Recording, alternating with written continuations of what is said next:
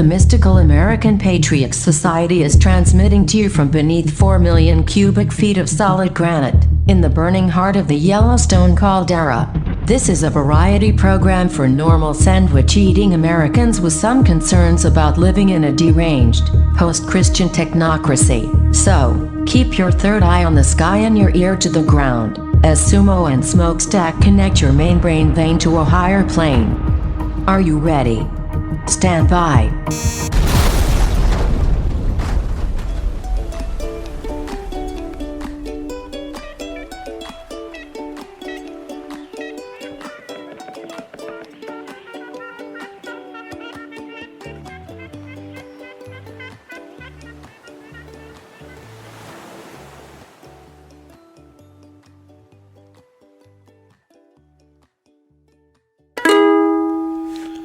Please allow me to introduce myself. I'm a man of wealth and taste.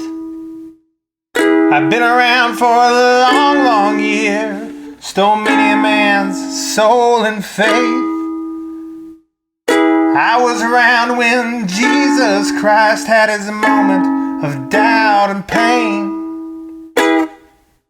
Made damn sure that Pilate washed his hands and sealed his fate. Pleased to meet you. Hope you guess my name.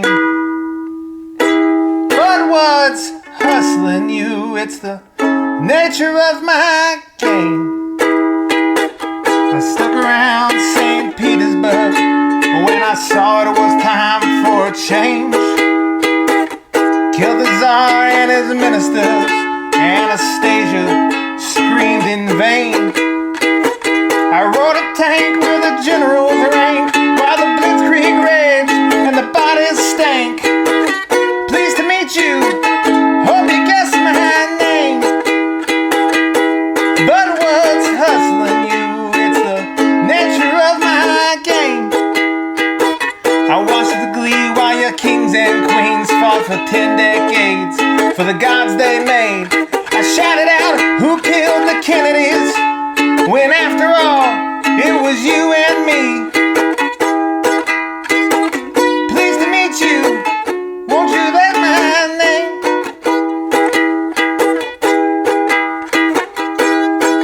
Good morning, everybody. Pleased to meet you. Hope you guessed my name.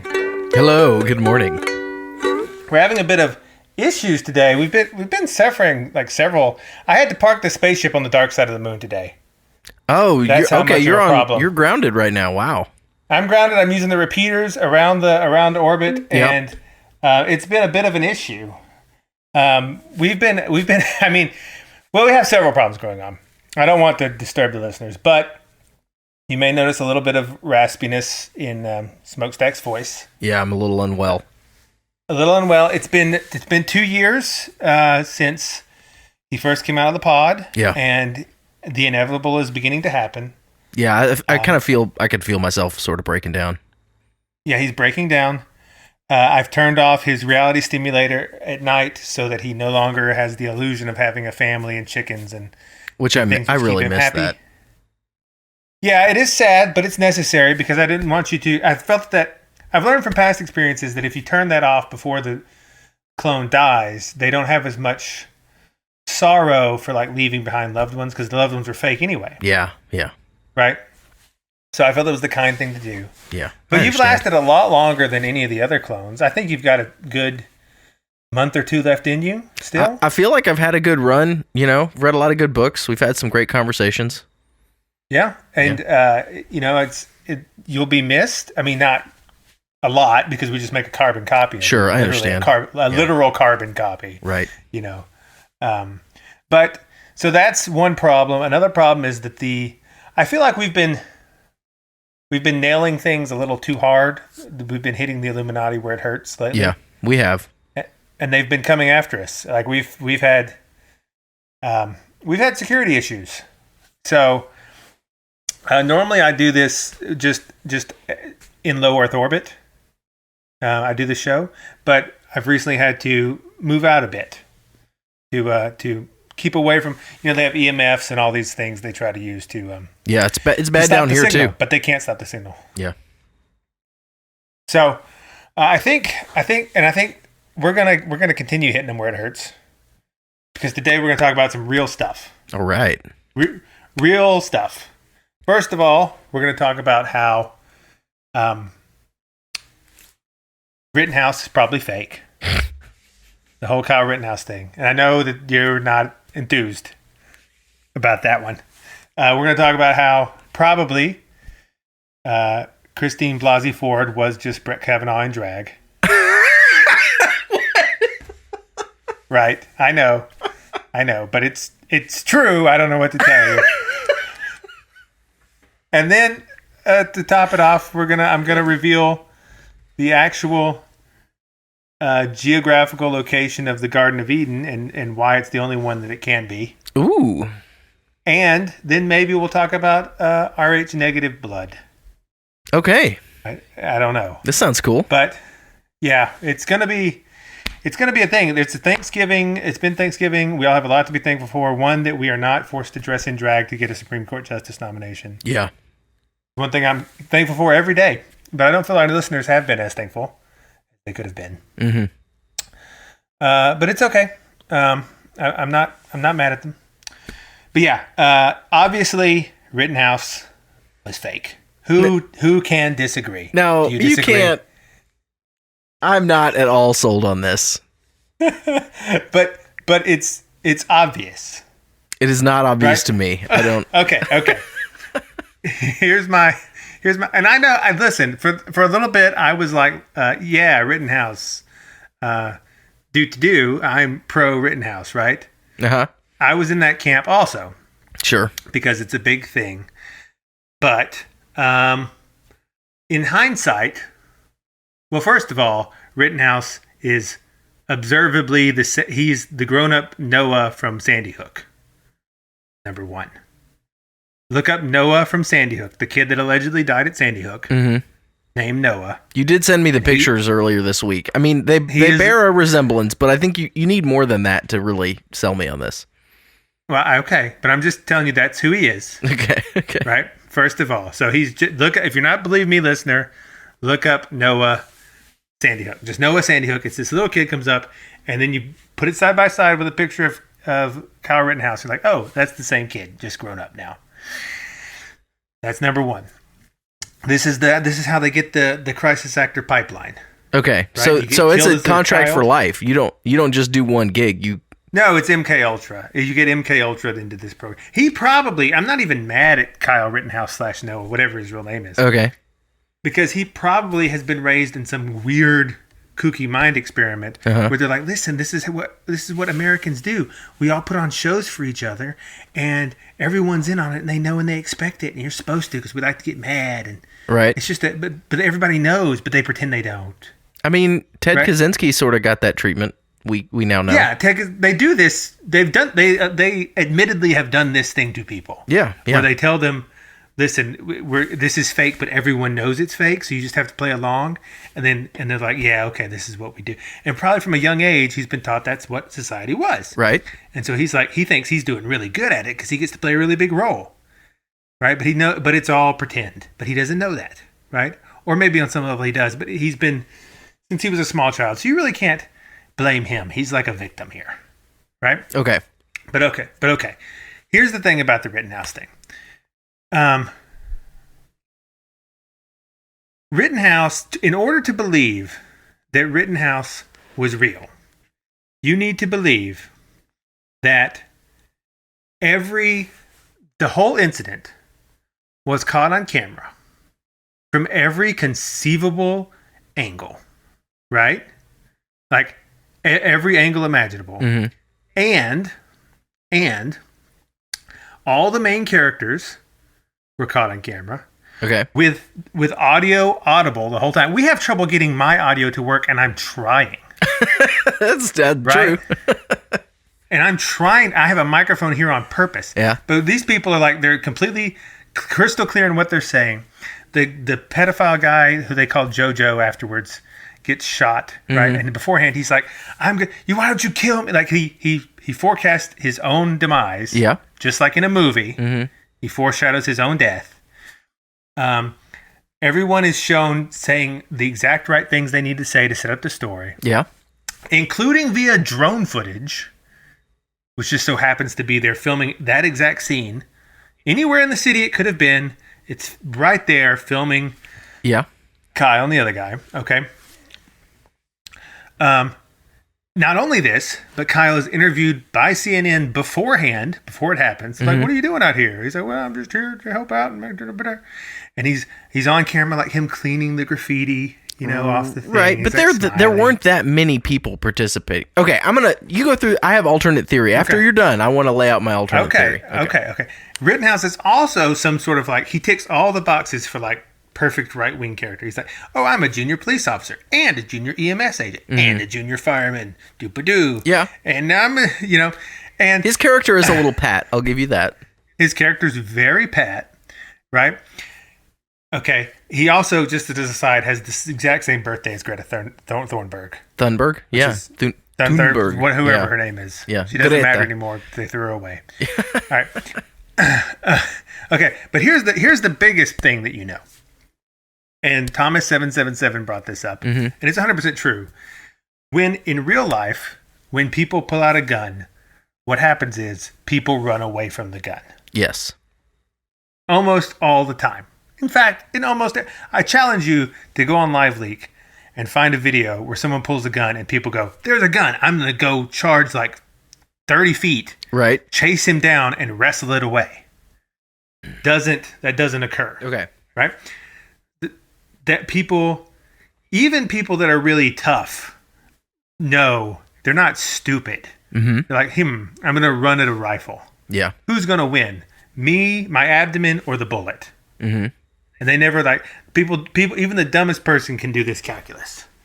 But what you have here is 3 people charging at one guy with a rifle and hitting him with a skateboard.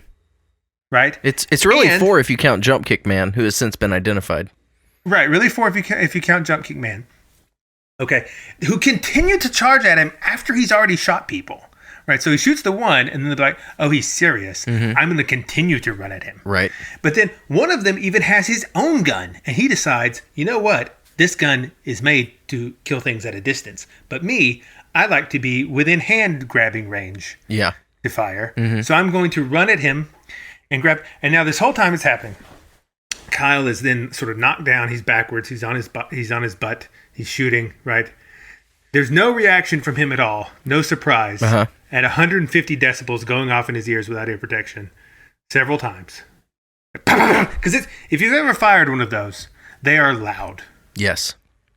They're very loud, right? Everyone should be, ah! What happens when a real gunshot goes off is people panic and they start screaming everywhere. It's too much like a movie. In real life, combat is very messy and not clean at all. Like, movies have sword fights where everyone's really graceful. And in real life, any sort of fight is extremely messy and not very efficient. And people are sort of acting just on reflex impulse. Okay. Rittenhouse, while doing this, so the bullets go off in his head, he falls down, and he makes perfect shots every time. Like, perfectly follows the rules of engagement, right, the whole time. And the people die in ironic ways. Like the one guy who got his bicep blown off, allegedly, had a history of choking his girlfriend. Okay. Yeah. Yeah. Right. The pedophile allegedly got his shot in the penis. Did he? I missed that detail. Yeah. It came up like through his crotch. Okay. Right. Just because it's a movie and that's what you want to happen in the movie. You want ironic justice. Okay. Yeah. Okay. Right. Okay. Okay. So then there's all this stuff, right? The other thing is when Kyle is on the stand testifying, he cries without tears, which is how actors cry in movies most of the time. Right? It's the way he cries on the stand is very, very similar to the way someone would cry in a movie because people are pretty bad at that. That's why they often in what they most tell actors when you have a serious scene is they tell them to look bored. Yeah. Because then the person watching the movie will read any emotion they desire onto the board blank face. Right. And so when you say be sad, that just be. But that's why they often, like most of the time, they don't do a complete breakdown. Like even when they have something really sad happen, like someone's loved one dies or something, they'll sort of show them at the hospital bed, sort of bent over, but they don't show their face because it's extremely hard to do that well. I did find it interesting when he broke down on the stand. He didn't like put his head down or cover his face. He just sat there erect, keep trying to talking while weeping. I think had I been in that sort of emotional state, I would have put my face in my hands. Right. And just asked for a minute before somebody finally the judge sort of put him out of his misery for a minute. Yeah. Yeah. Because that's like the thing that's really hard to do in acting is to actually be like a complete breakdown of sorrow. Yeah. Yeah. Very, very difficult. The greatest actors in the world have trouble with that, which is why they so seldomly do it on screen. Mm-hmm. They avoid it. They find clever ways to not shoot that. Right.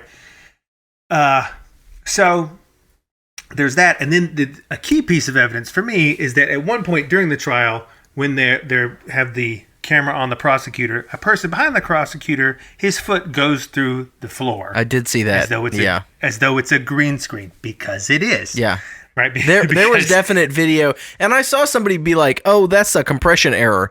Nah. No, it isn't. No, it's not. His foot did the security guard's foot disappeared when he stepped into the floor because there was fakery going on in the video. I can tell you that there was some fakery going on in the courtroom with a certain amount of certainty. I don't know what they were faking or the entirety of it or why, but there was some shady stuff going down in that courtroom. I am with you there. Yeah, I mean, okay. And here's the thing. It doesn't have to be a mass conspiracy. It can be a small conspiracy. You don't need that many people. What you need is your actors involved in the attack, Rittenhouse, the attackers, and so forth. And then you need one agent that's on the DA's office in Kenosha. Yeah. And that's it. Just one. So you have a city, you probably, the CIA or whoever did it, whoever's behind it. I don't know if the high CIA, I'm not blaming you. Maybe you did it. You know if you did. But anyway, whoever it was just needs one agent, and they probably have them in several cities, like on various things. Oh, for sure, yeah. And you just get one, and then they say, okay, looks like I'm in charge of the jury selection process. Then you just select one person that's an agent in the city to be on the jury. Bada bing, bada boom, the outcome you want is secure because it has to be unanimous. Right. And so if one person says not guilty, then your agent doesn't go to jail for this thing everyone else thinks is real, including the judge, perhaps. Yeah. Right? Maybe the judge, maybe all 11 out of the 12 jurors could have thought it was completely real, and there's just one guy who's in on the scam, and he's like, well, I'm not guilty. Anything no matter what they could have said, if they're not guilty. Their guy walks free. They get exactly the outcome they want. Right. Right. So it is just, and notice also that the standard practice of jury selection was not followed in this case. Go into detail on that. Well, normally what happens if you have a trial, especially a high profile one, or one that's like serious, like they won't do it for like smaller matters sometimes, but like for murder or rape or something, the attorneys and the prosecutors they'll have a random jury selection, but then they will interview the jurors and see if this person is biased in some way that may hurt their case. Yep. Right? They'll interview you like, I don't know, they'll be like, hey, let's say it was a black man on trial, and they'll be like, hey, do you hate black people? Yeah. And if the person says yeah, they'll be like, well, here's an obvious reason this person shouldn't be on the trial, and they'll get rid of it. And they get another one randomly selected. Didn't happen in this case. They took the random selected trial, and then, if I'm not mistaken, as soon as that happened, the initial attorneys assigned to Rittenhouse were replaced by the people that actually ended up arguing his case in the court. So the jury was selected by one group of attorneys, and then who didn't argue about it at all, and just took the random selection. And then that group was replaced with a new set. Interesting. Now, I know there was some turnover in the Rittenhouse team, but yeah, right. I don't know where in the timeline that's interesting. Okay. Yeah. I'll take your word for it for things, Other things is that the guy who, if your bicep is exploded, so here's the thing: being shot in the arm is not like super safe. Just like being shot, people are always like, why don't they shoot him in the leg? Yeah. When they have a profile thing. Being shot in the leg or the arm, there's no safe place to get shot, really. Right? It's not a fun time. And there are big arteries in the limbs. Right? Now, not as big as there are in the legs. If you hit the femoral artery, you're pretty much done. Yeah. But the brachial arteries are fairly large. And if a bullet goes through, there's going to be a lot of blood. Yeah. Way more than appeared to be on that guy. Who just sort of covered it with his hand, right, in the photo, and it just sort of has blood on his arm and a little bit on the ground, maybe. Like, what would be happening is blood is spurting out of your arm in pulses. Okay. This is how, because your heart is beating. Yeah. Right. Like, boom, boom, boom. It's very, and he would be in shock. Your body gets cold. You begin to shake. You fall down. Like that. I think a lot of people are not familiar with how trauma actually happens. And so they like, this is my thing with Ashley Babbitt and her supposed death at the Capitol, which was also fake, by the way. Could it be, allegedly? Because people don't die like that. You don't get shot and just lay down like, and a single tear roll down your eye as the camera pans in on you. People, they shake, their bodies quiver. It's a process. Right. Dying from trauma is a process that's very jittery, and you can die slowly. And like my wife's aunt or great aunt, I was at the house with her when she died.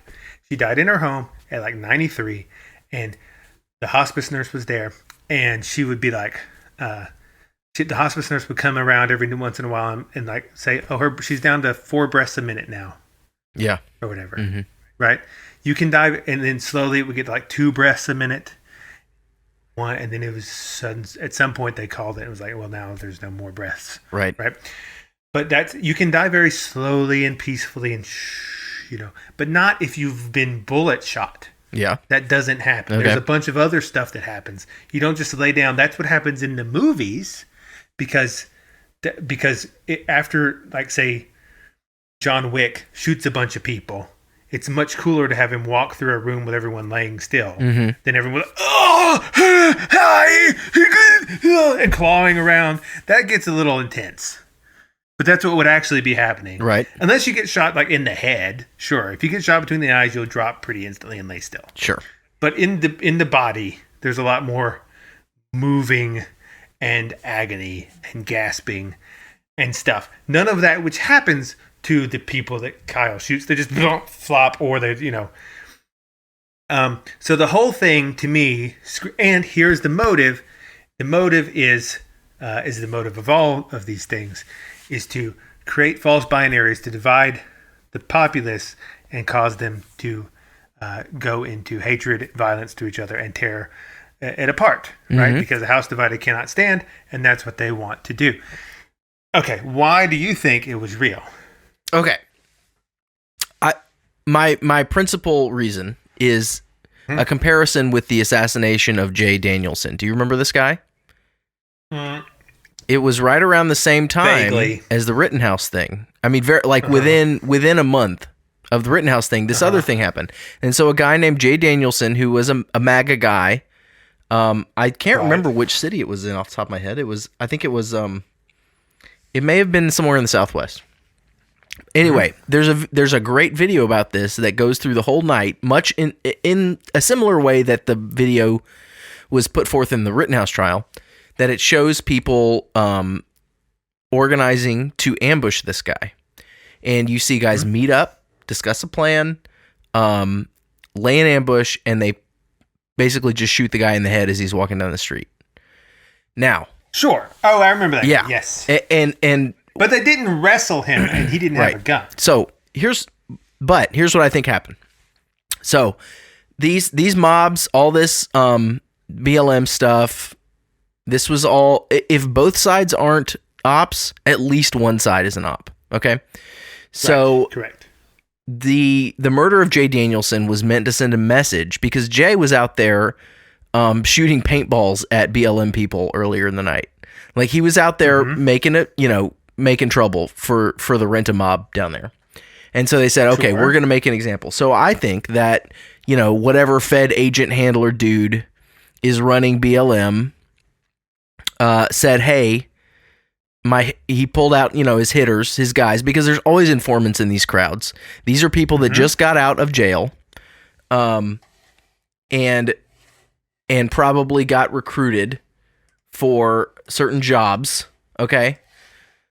And which we can go into with the Rittenhouse people in a minute, but in the Jay Danielson thing, there was no doubt some people there that were federal informants, and they were taking instructions on that night. And I think that somebody organized a hit on that guy because they didn't like what he was doing, and it was clearly a hit. If you go back and watch the video, I'll try to post a link to it. If it's still, I know most of the copies of it got taken down from YouTube, but I'll try to find it on BitChute or something so that I can link it. But it's obviously a hit, okay? And so I think they tried to do the same thing for Rittenhouse, all right? So think about that night. They had 2 days of rioting in Kenosha, buildings burned, violence, all this stuff. And so these local good old boys said, we ain't going to have that, and they started posting up at their properties or their friends' properties up on the roof or out front, defending their property from the mob. The mob and their mob's handlers did not like this, and they said, okay, we got to make an example of somebody. So there's this kid who's obviously right-wing. He's obviously anti-BLM, even though later, after the trial, he comes out, he's like, oh, I'm a BLM supporter. But more on that, more on that later. Changes his tune. More on that later. But that night, he's obviously on, red team, okay? But he's being dumb, frankly, because he's out there running around doing first aid doofy stuff without any backup, without anybody with him. He's by himself. And so, again, they call in the hit squad. They got 4 guys there that are informants that just got out of jail that were probably recruited under terms of their parole or their release from psych ward.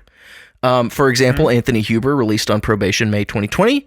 Jump Kick Man, who's later been identified, and I don't have his name handy, but he was released on a plea deal approximately June 2020.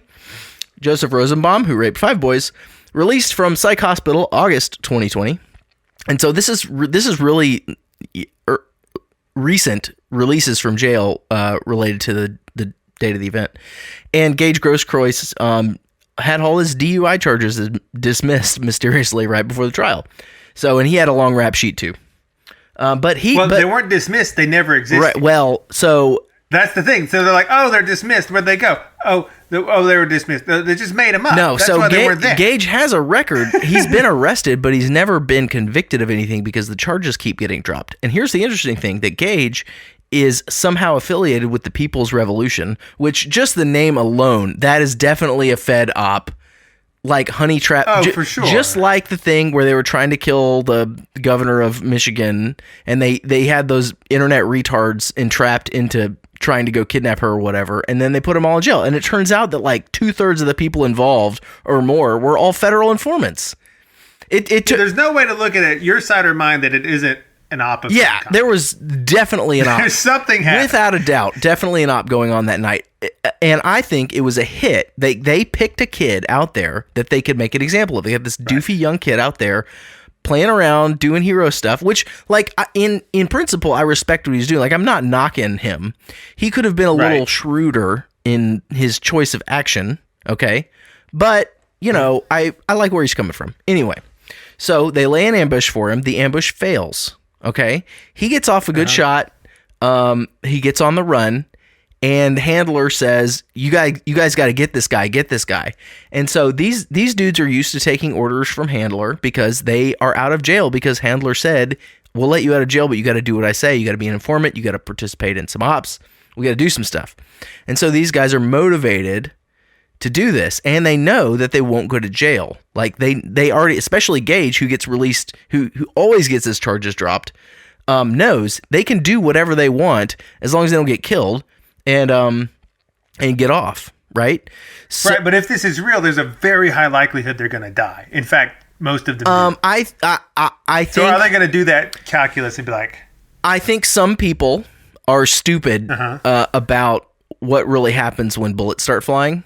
Now, I will concede that it is strange that these people just sort of kept pursuing Kyle after he cracked off a few shots at him.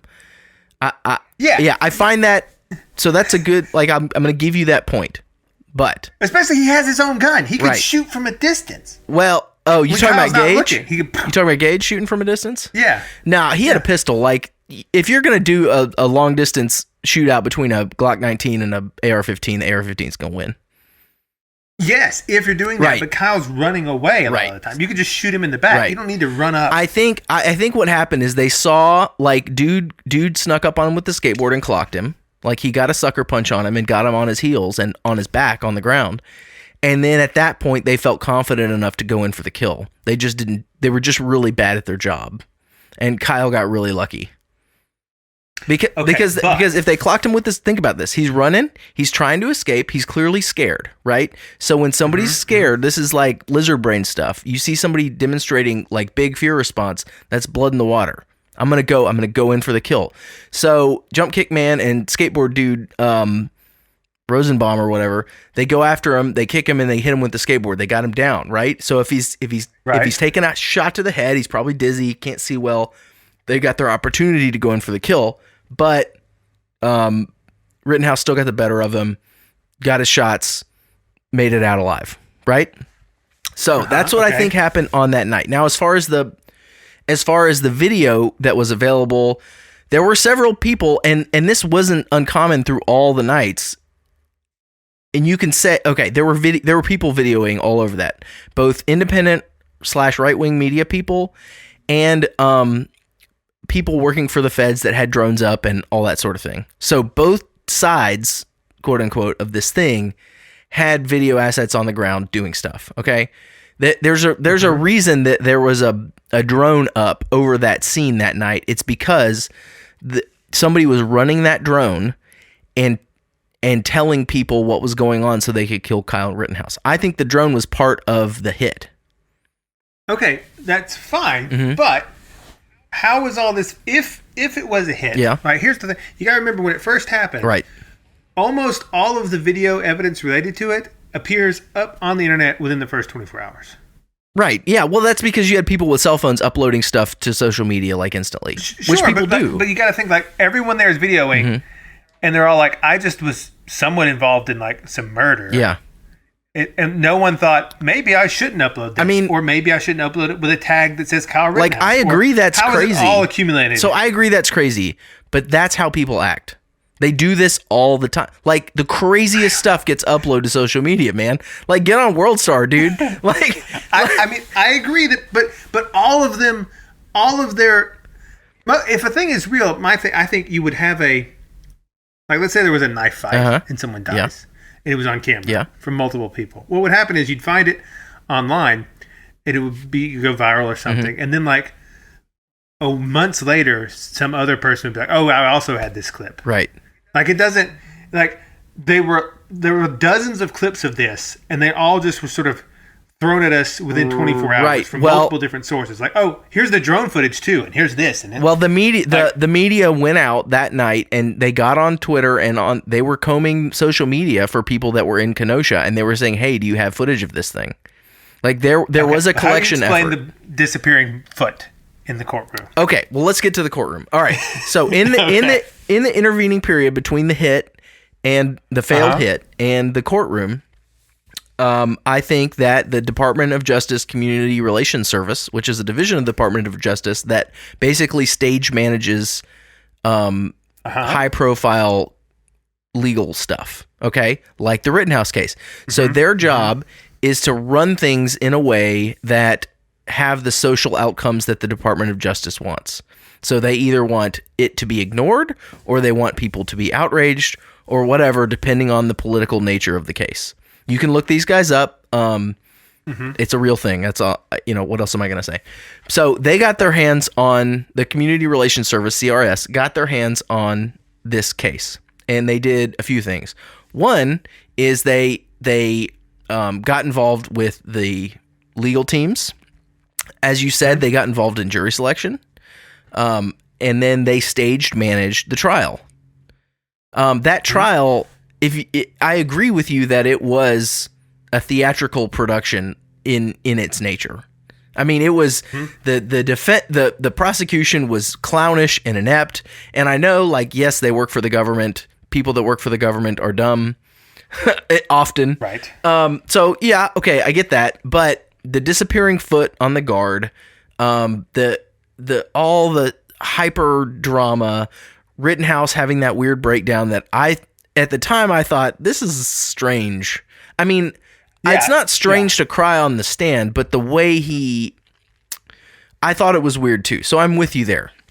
But I think by the time the court thing happened, I think the jury outcome was still probably real, but it's the way everything was portrayed and the way information was released to the media and the way the media was being handled as far as their access. All that was stage managed by the Department of Justice in order to bring forth a theatrical sort of narrative, because there's like the events as they unfold are real to whatever degree, and then there's the narrative that we all get, and so that's almost, the narrative is a separate thing from the actual events, and I think the narrative was stage managed to a large degree, which is how you get things like disappearing security guard foot.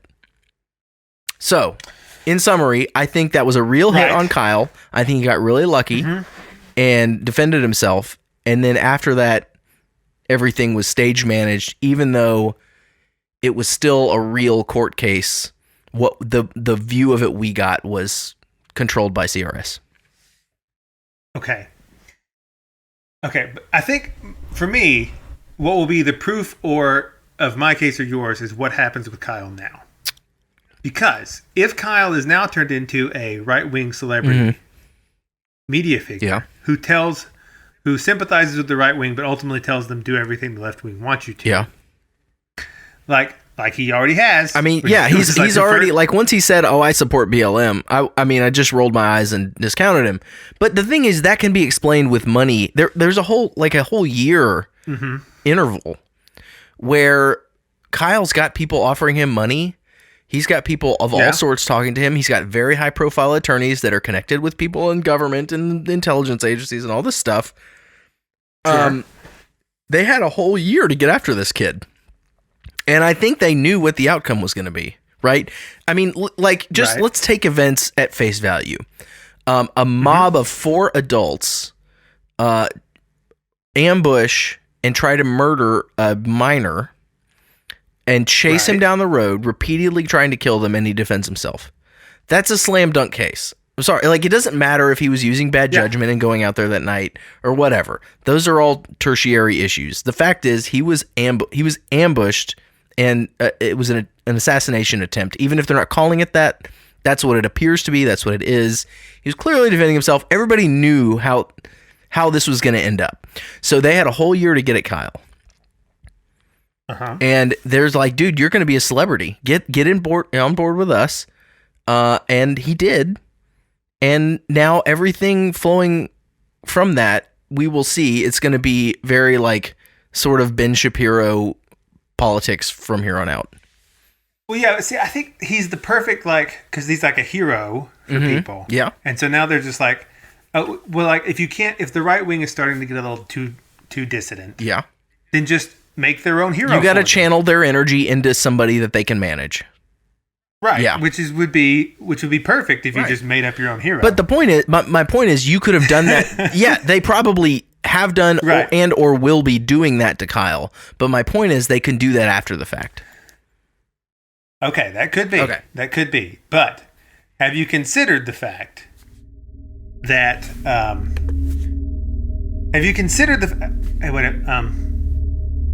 Hey, did you hear that?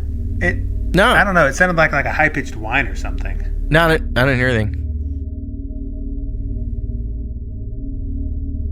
Are you sure? Stand by, everybody. Just technical. No, I'm not. I didn't hear anything. I think it's just on your end. Yeah, maybe it's a bad connection. Okay. Anyway. Where was I? Oh, right. Okay, I get that. You think? I think I'm proposing a level of faith that you're not ready to go to. Perhaps. But have you considered the fact that my position is very reasonable in light of the fact that Christine Blasey Ford was actually Brett Kavanaugh in drag. Okay, I gotta hear this. I gotta hear this. This is great. Because if that's true, then what I'm saying makes a lot. It doesn't seem as outlandish, now, does it? Now, I will give you credit that your angle on things is not entirely discordant with things that we know have happened before. I know. Look. People got upset. Some people got upset when I was like, the foot of the security guard is going through the floor. Yeah. There's clearly a green screen, something happening, and this was on live stream. You could watch this happen. Well, they're doing it with the president too. I mean, like. People need to get over the fact that most this can be a green screen. Like high-profile video content that you're seeing out of politics, out of the legal system, is a lot of it is to some degree fake. Like, just accept that because it is happening. There's too many examples for it to not be happening. It happens over and over again without fail, and it's at this point, it's like. At this point, denying it is a little. You're just not in reality. Yeah. You know, like I remember when Joe Biden's hands went through a microphone. Yeah, and that lady clapped right through his head. And people were like, "That's not happening." Yeah, They did that video. This was like a couple weeks ago. They released a video of him signing something at a desk, and there's all these people clapping, and this lady clapped right through his cranium. I mean, he was obviously inserted into that scene with AI, and the AI got the perspectives wrong, and she clapped right through his head. I mean, it's fake. I don't know what else to tell people. They're faking videos of the president. Why wouldn't they fake one of the Rittenhouse case when it's such a big deal? Right. And why wouldn't they fake a Supreme Court justice? Yeah, okay. And make him dress up as a girl. There we go. And pretend to be that Weren't they in the same room at the same time, or is that just more fake stuff? I thought so too. Yeah. I thought when I first heard this, I was like, no, they were in the same room at the same time. But then I was looking back for evidence that happened. And that's a false memory as far as I can tell. If you can find some listener, that'd be great. You can send it to us. I couldn't find any pictures of them in the same room at the same time.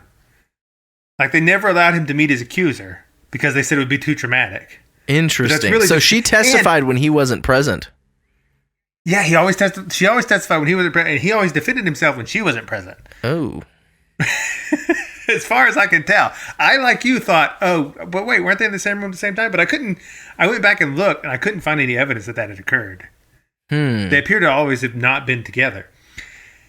Okay, now here's a couple things. One, people have done this. There's a great YouTuber by the name of what was his name? The Morguile. Yeah, Morguile, who did a great breakdown. He had a video. Is Kavanaugh really Christine Ford? And he goes through and he puts their photos on top of each other. Yeah, right. Yeah. And he like slides it back and forth so you have one more than the other as like transparency. Okay. You know, and the nostrils and the mouth. And the ears and it's all 100% match. Oh no! It's like it's uncanny. Oh no! I wasn't ready for this. I wasn't ready for this. I know. And then he does the hand when they're swearing their oath. You gotta shoot me a link to that. Shoot me a link to the video so I can put it in the show notes. I will. But they have the exact same fingers. Oh man! Even the lines, the dimple on the chin is the same. They both have a dimple on their chin in the exact same spot. Are you kidding me right now? No. And if you look at them side by side, you're like, oh, that's Kavanaugh in a blonde wig with glasses and some makeup on. Oh, I hate this. It's the same. I mean, the Supreme Court is super gay and are not doing a good job. So it's like, I'm not attached to Kavanaugh, but I just didn't want it to be this fake. I know. And look at Christine Blasey Ford again. She's very square. She's got kind of a masculine figure. Yeah. A very masculine figure because she's actually Kavanaugh. On top of this, during the trial, there was this theory about what really happened, quote unquote, because remember, this is the rule they always have to tell you. Okay. This is the spiritual rule that goes with this stuff. Because this is ultimately, in my opinion, all run by the devil, which is why I say, pleased to meet you, hope you guess my name. I drove a tank in the general's rank while the blitzkrieg raged and the bodies stink. I shouted out who killed the Kennedys when after all it was you and me. Yeah. Because that's what he does. It's like he does something horrible. But see, angels can't lie. Technically, they're legalists. So he doesn't say, I didn't kill the Kennedys. He says, who killed the Kennedys? Yeah. You see? It's not like I didn't do it. It's like, who did it? Who did it? I don't know who did it. You know, he's just asking a question. Right. Who killed the Kennedys? The answer is him, but he's just who did it? And so, did God really say you can't eat from the fruit of any tree in the garden? Did God really say? Did he really say? Did he? Yeah, he doesn't say you like. So, that's sort of what I think is ultimately happening, and this is why they always have to tell you. And I'll get into that. I mean, I did a St. Nicholas Project episode on this specifically. Okay. But it's so important. I need to also do it here. Yeah. And so by the way, sign up for the St. Nicholas Project at least the nice list level, so you can get your thumb drive of all the first 100 episodes. Yeah. Plus the lost episode, which I have recovered. Plus the episode lost 0. Right. Yeah. There's 3 tiers now. There's the nice list, which you get the podcast. Very nice list, which you get the podcast plus a book. And there's the naughty list, where Smokestack just sends you an email telling you how cheap you are. You won't get the thumb drive at the naughty list level, just because. But anyway, they always have to tell you, and I'll get into why in a minute. But they did tell you in the Kavanaugh case, because there was a brief period where one of Kavanaugh's defenses was, it wasn't me. It was someone that looked like me that raped you. Oh, okay. And this became known on the stage when the senators and people were questioning Christine as the Kavanaugh doppelganger theory. All right. So they're looking at Christine and going, could the doppelganger theory be true? And they're talking to Kavanaugh dressed up as somebody else. Do you see how perverted it is? They're talking to and little fairy Lindsey Graham. Yeah. Of course he would be involved in this. This is the most outrageous, unethical. What did he say? He said, this is the most unethical sideshow I've ever been a part of. Because it is a sideshow. He's just screaming, unethical. But Christine Blasey Ford, if you look at her photos side by side with Kavanaugh and you overlay them, they are the same. They have the same hand. They have the same ears. They have the same nose, the same chin, the same eyes. The only thing from the photos that you really can't match 100% is the teeth. Okay. It's like that seems a little like, but everything else is it's one for one. Like if you took the nose off Christine and put it on Kavanaugh, you can't tell any difference. Interesting. At all. Right? And if people do things like that, and this is where you have to accept the premise that people do things like that, the idea that they staged the entirety of the Rittenhouse thing is not that far out of the realm of possibility. Because, but what's puzzling you is the nature of my game.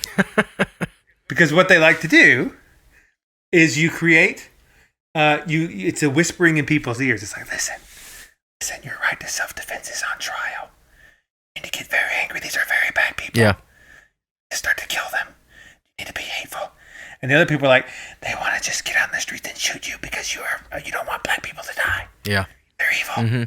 And he just plays off both sides. And it's like, listen, and there's just that little whisper all the time, and a pageantry, and to make you get you engrossed in this and stir up. It's there's a term that they've started throwing around called stochastic terrorism, which is stochastic is basically statistics. It's like you gin up enough controversy to the point that terrorism becomes increasingly probability a certainty. Okay. Yeah.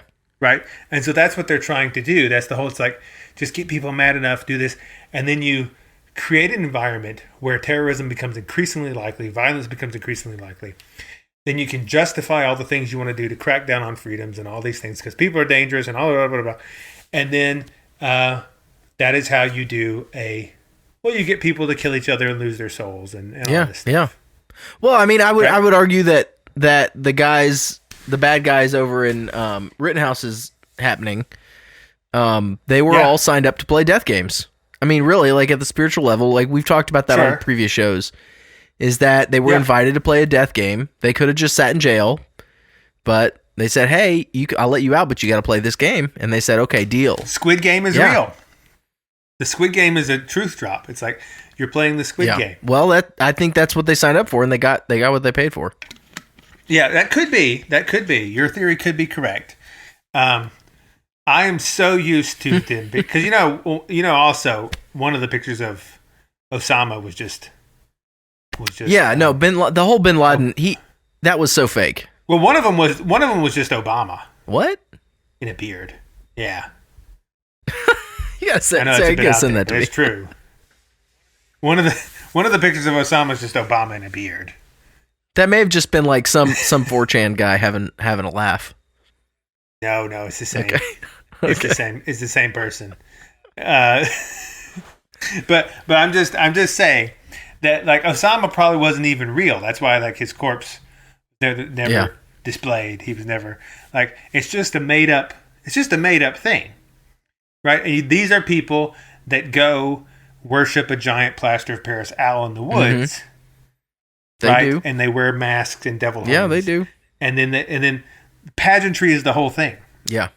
It's just they are into pageantry. But here's why they always have to tell you.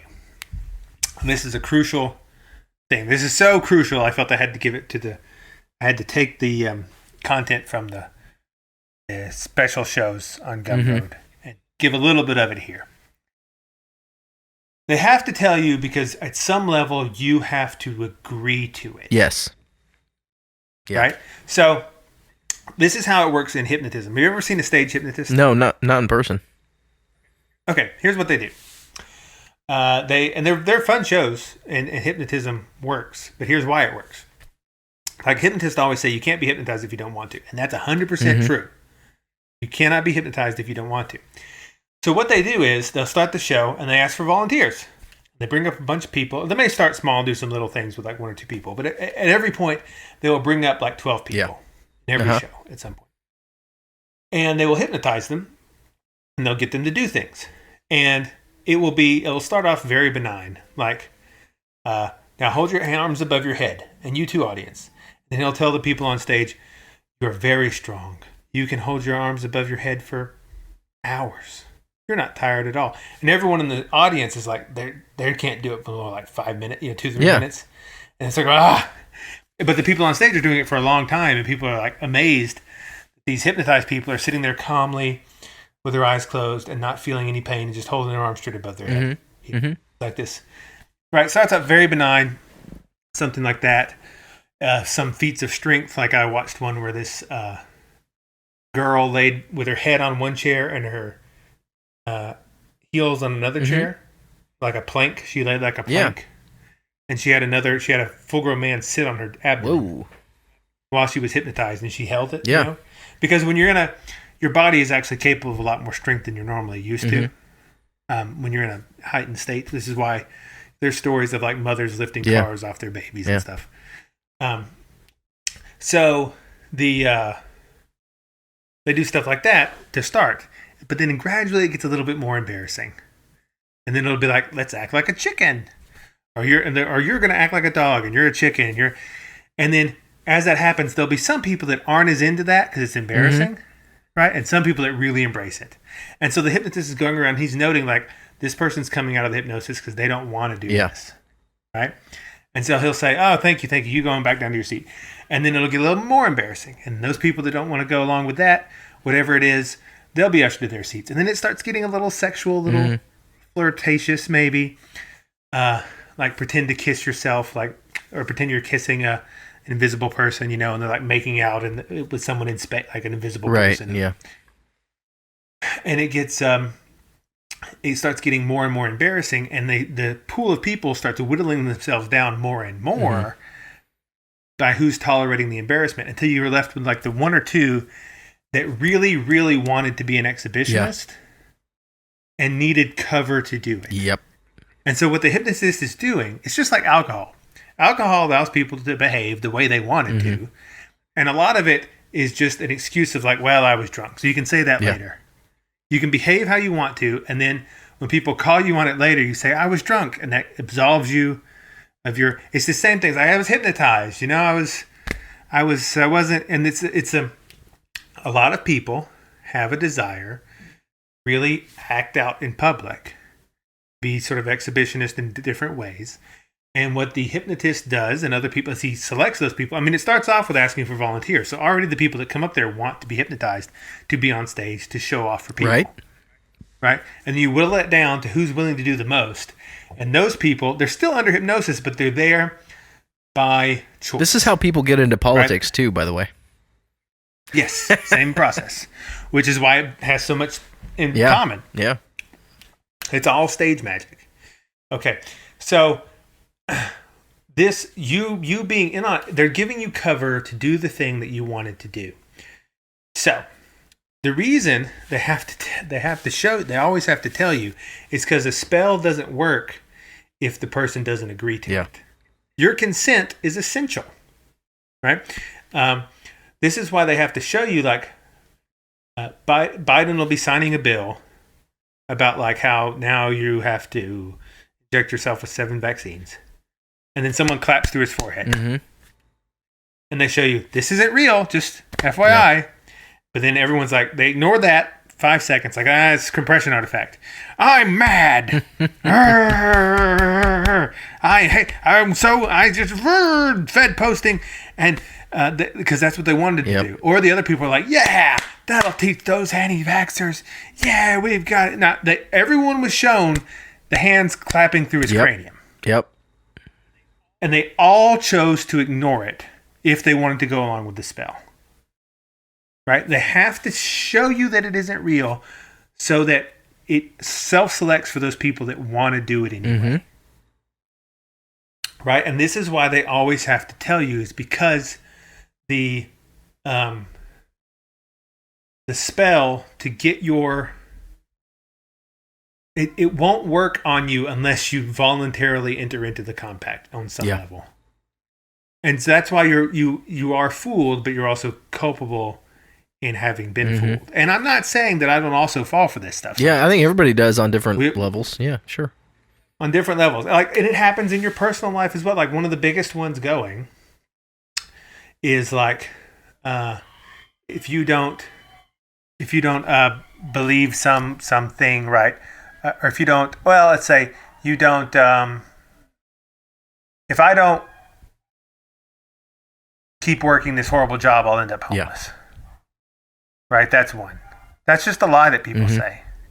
That's not real, right? It isn't real, but that's just and you know it's not real because you know people that have gone and they're fine, but you want to enter into it because you want to, on some level feel like you're being forced because you want the comfort. Yes. You want on some level feel like you have no choice. Right. You want on some level feel like it's not your fault that you're unhappy. You want on some level, right? Or women have this problem. Like, a lot of women will feel like they need to be overly sexual or else no one will love them.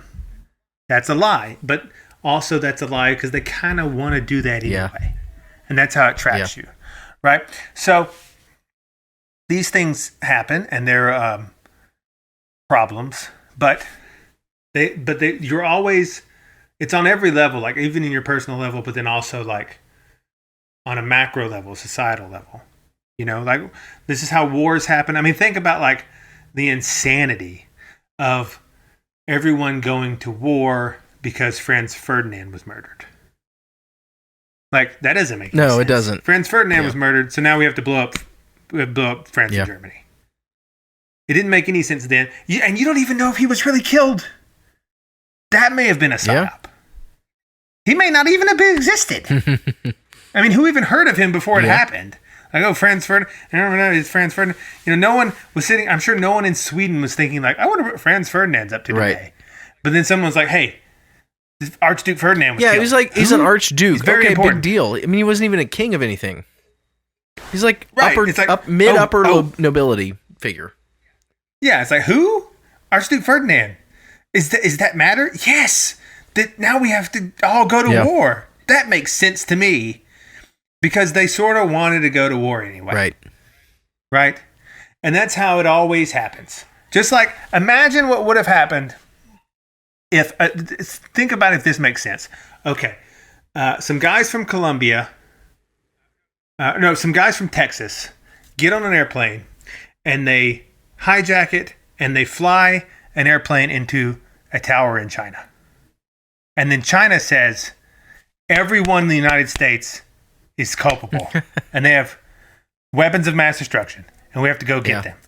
And they come in, everyone here would be like, what are you doing? This is insane. You guys are being crazy. That was like even if the narrative of 9/11 was true, which it wasn't, but that would be an insane proposition. And you would recognize that it was insane that just because one or two people, like a little group in Texas, did something crazy, that all of America deserved to be bombed. But that's exactly what we did because that's what we wanted to do. People were ready for war anyway. That's why they always have to tell you, they always have to show you, like, this isn't real. And so those people because if it was real, like, if Joe Biden was really doing some of the things that people claim he's doing or whatever, if those things were actually going into effect, it would be like something to be upset about, right? But it isn't. And they show you it's not. Like, look, our hands go through his skull. How much clearer do you want? This isn't.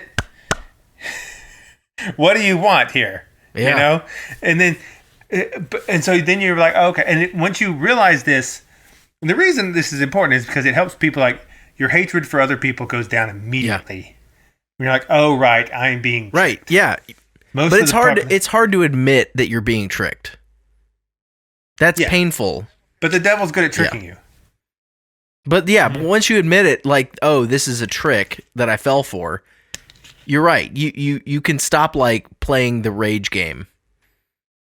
And I mean, I'm susceptible to the rage game, just like you are, listener. Oh, me too. I mean, I can get caught up in that too. I'm not like some guru over here. But it helps when you realize, oh, this is a game. This is a game. It's like it's all go back and read 1984. It's all in there. I mean, I know that's cliche at this point, but this whole technique is there. The point wasn't victory over East 100%. Asia. The point was to divide the people. It was the government against the people. That was the real fight. And East Asia was just a narrative, a rage absorber. A rage absorber. Yeah, exactly. And it makes you also have a lot of sympathy for the people that aren't, quote unquote, on your side, because like just it's that whispering voice of evil trying to divide people. And because there's a lot of people in America that really believe that that if you go to the South, there are like pickup trucks with people driving around trying to shoot black people. And if that was true, I would also be upset about that. But it isn't, right? And they're just have sold this narrative that that's what's happening. You know? And so now on some level it is their fault for being that gullible, because on some level they want to do it because they want to hate people in a certain region because they want to feel superior. It feels good to be mad, and it feels good to be a victim, and it gives you an excuse for sucking. It gives you an excuse for sucking, and it gives you someone to feel superior to. Yes.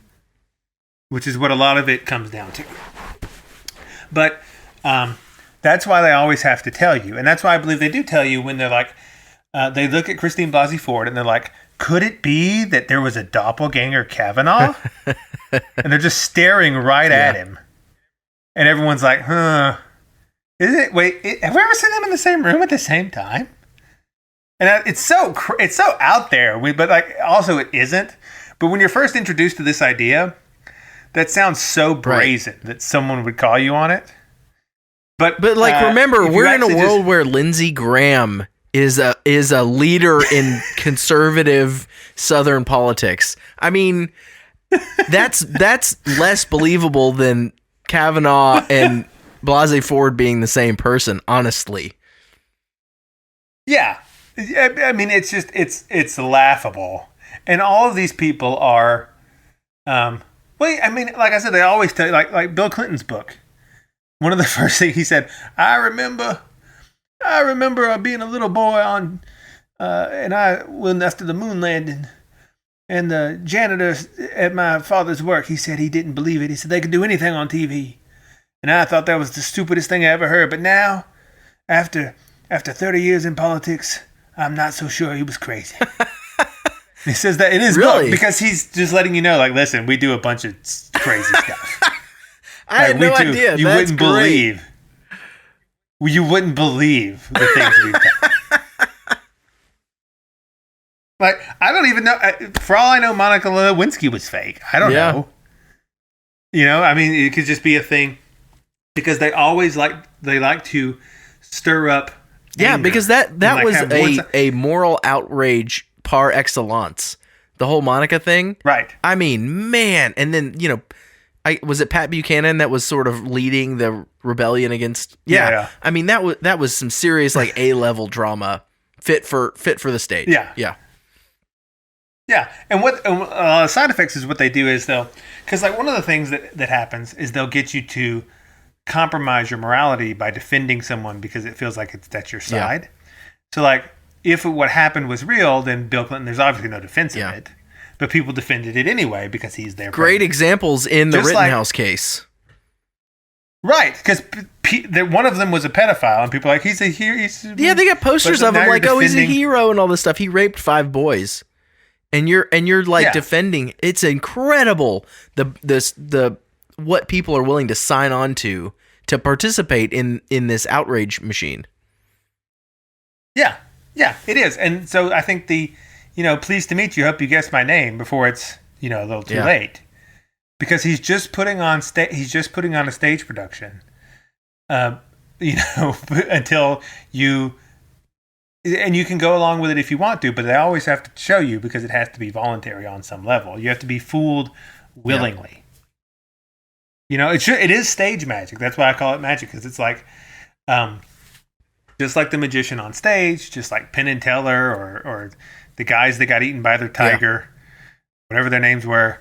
They will tell you that it's a trick, but people still go to see it. Because they want the entertainment, they want the and they even tell you how they do it. They say, I'm distracting you now so that you're not looking at the left hand while the right hand is doing the trick, right? And the thing is, even when you're aware of it, it's sometimes hard to see. Yeah. If someone's good at it, but you know that it's, and at this point, like, if you've seen how much the media is lying to you, don't put anything off the table. Like, there's no links of which stuff they won't make up. No, I agree with that in principle, yeah. Yeah. So anyway, that said, let's discuss the true location of the Garden of Eden. Okay, time. All right, I'll be right back. Quick time out. What happened? No, are you dying? Is it because your bladder is shrinking because of the cloning wearing down? Okay. He's going to urinate this thing. Did y'all have a good Thanksgiving? I had a pretty good one. But yeah, if you're interested, there's the classic picture of Osama bin Laden where he's in the cave. Overlay that with the picture of Obama. It was like his presidential picture. And just look at them side by side. That's all I'm saying. If you put those two side by side, eyes are the same, nose is the same, right? And so what a theatrical twist of irony if the guy that allegedly kills Osama is actually Osama. You see, if the person that allegedly raped Christine Blasey Ford is actually Kavanaugh, is actually Christine Blasey Ford. You see, it's like it's almost a completion of the Ouroboros loop, eating its own tail. It's like a completion of the inversion. As if the person accused is the person that's also the victim. And I think they do that more than you might suspect. Hello, you've returned. Okay, yeah. All the herbal teas that people have been buying us on Buy Me a Coffee, I've drank them all in the past couple days because I've been sick. So I've been like hydrating. So I just had to. Yeah, I was just telling them. I was making one more point. I said, like it completes the circle of irony. It's like the Ouroboros eating its own tail. It's like, what if the guy that's credited with killing Osama is actually Osama? Yeah.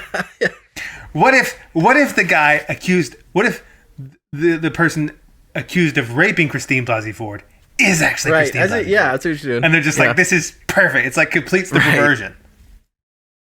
It's like a perversion. I mean, it is sort of like an artistic flourish that they would go for. Yeah, it's perfect. You know? And here's the thing. Try to find Christine Blasey Ford now.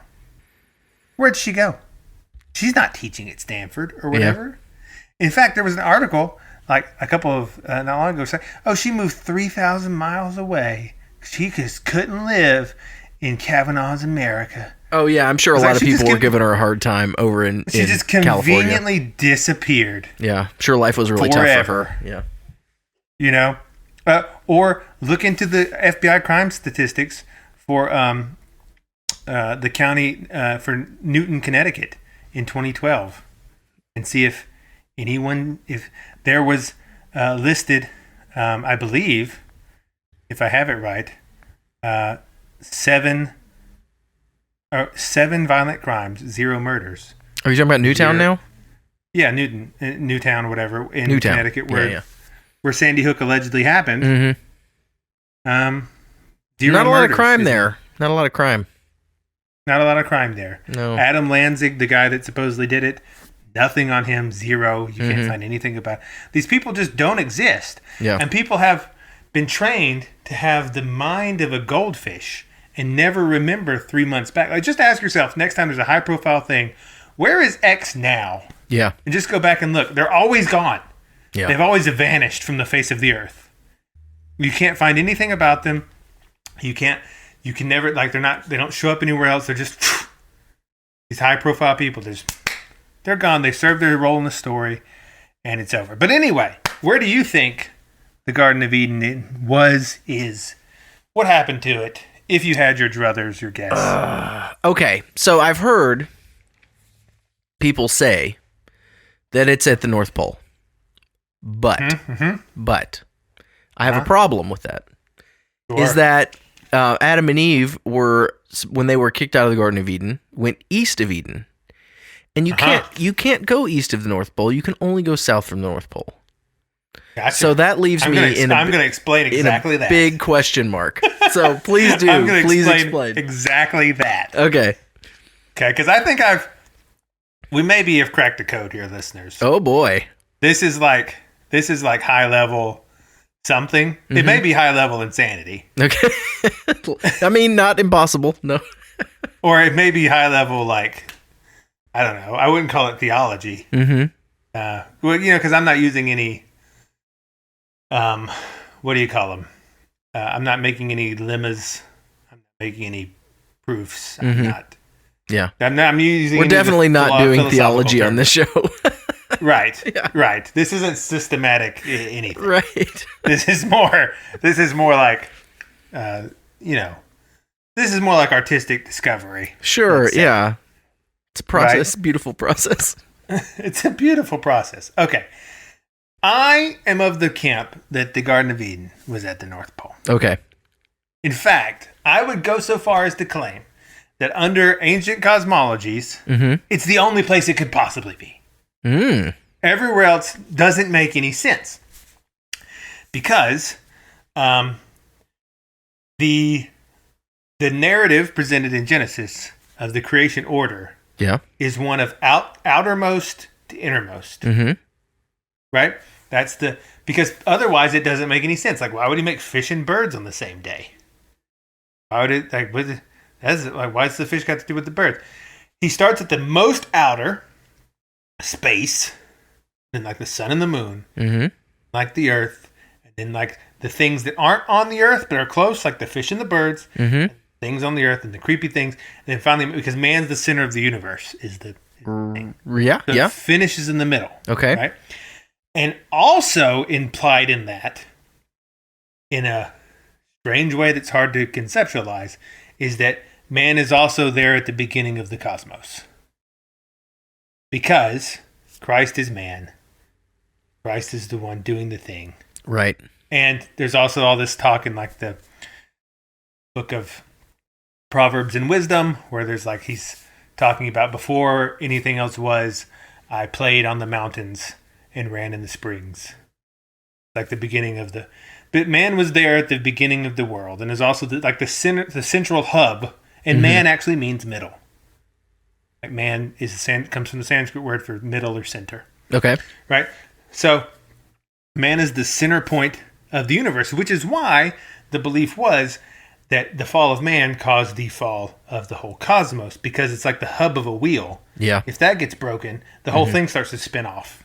Right. And out of control. Right. Yep. That's why they used to think that, because otherwise you think, well, what does even Adam messing up have to do with like bears or like Pluto? This, Right, because all the rest planet. of creation is sort of spiritually downstream of humans. Right. They're the center, right? And that's also geographically true in that this Garden of Eden was at the middle. And where's the tree of life? It's in the middle of the garden. Yeah. Right? That's everything's in the middle. Mm-hmm. Okay? Now, this is also, coincidentally, where the Norse people put their Eden, which was like Agartha or Thule, was at the North Pole. Yep. Yggdrasil grew out of the North Pole. Also, in the Greeks, it was in the Latins, it was the Axis Mundi. It still is called the Axis Mundi in astronomy, which is the central axis of the Earth's rotation. Right. North Pole. The Axis Mundi is the center. That's where the tree of life grew. Where Yggdrasil grew, it's where the Mayans put their tree. It's all the North Pole. Okay. Now, here's one of the things you might think, but if it's at the center, like, because a lot of people don't also see that they don't understand that paradise was a mountain. Mm-hmm. It's like Mount Olympus, like Mount Manaru, and all these holy mountains. Okay. It's described as that, not that's actually like in the Bible. It's not in Genesis. It's like in Ezekiel. Mm-hmm. He talks about the holy mountain in paradise. Yeah. So at the very top is like where heaven and earth are meeting, right? And as you go down away from the center, things get a little more squirrely and a little more exotic. Mm-hmm. And because you're going out from the heaven, basically where heaven and earth meet. Okay. You've got this hub of the wheel, which is the center, and as you go out from the wheel, things spin faster. Like they're a little more crazy, right? Mm-hmm. Mm-hmm. As you go further and further out in the wheel, just like in a real wheel. And that's the conception of the cosmos in the ancient mind across pretty much globally. Not just they all have some concept of a center of the earth. Most of them put it at the North Pole, but not everybody. And a tree there, and that if something's wrong in the center, the whole wheel. This is why the Buddhists had like the wheel of time and the wheel of samsara. It's all this wheel analogy because there's a center and then things attached to the center. Okay. So, I'm not the first person proposing the Garden of Eden was at the North Pole. The first person I know of was a guy named William F. Warren, who wrote a book called Paradise Found. Mm-hmm. It's a great name for a book. Yeah. Where he argued that it was geographically located at the North Pole. He was a Methodist. He was a scholar at Boston University, and he proposed that it was off in the North Pole and had these great maps and everything. Very flat earthy maps. Mm-hmm. Side. Sure. And in his case, he was responding to the new and uprising theory of evolution, which was doing away with old mythology, sort of once and for all. Yeah. Their last boot down the stairs. Like they were already on shaky ground, and this was sort of like the last kick off the cliff. Right. And so he was like, well, I'm just going to go further and like see where the Garden of Eden was. Right? Because Darwin had already because they always have to tell you what's going on. And I don't think Darwin knew he was an agent of the demons. Mm-hmm. But his book is called The Descent of Man, because you're going down. Right? When you accept this theory, you're going down. Okay. The descent of man. And he was always like, look, there's no origin for human beings. Our ancestors were over the whole planet migrating around. Like there's no real place to look for them. And even like asking the question is useless to speculate on. But William Warren was like, no, I think it's the Garden of Eden was in the North Pole. And he wasn't the only one looking for it. Like David Livingston, Dr. Livingston, I presume. Yeah. He thought it was in Zambia. In Zambia. He was in a malaria-induced madness. Mm-hmm. He was ranting that he had found the Garden of Eden in Zambia. Whoa. And so a lot of people were doing this at the time, but William F. Warren was the first one that I know of to be like, it's in the North Pole. And he would draw all these interesting ideas that I don't know if there's any credibility to them, but he was like, the Aurora Borealis or the flaming sword of the angel. Oh, right? Okay. All this interesting stuff. Yeah.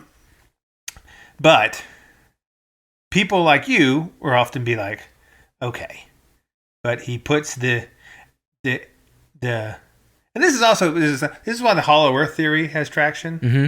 Because these old records, they'll say like, in the center of the earth was Agartha. In the center of the earth was Thule. Right. Yeah. Which is the ancient paradise. Mm-hmm. And if you are a flat earth person, as all the ancient people were, then that just means the center of the earth. But if you're a globist, which is relatively new, that means like the magma core or something. Okay. Like because that's why they think there's a hollow earth, because they're like, oh, well, they said in the center of the earth, so that means you go down. Like, no, they just meant like the middle of the actual flat plane. Right.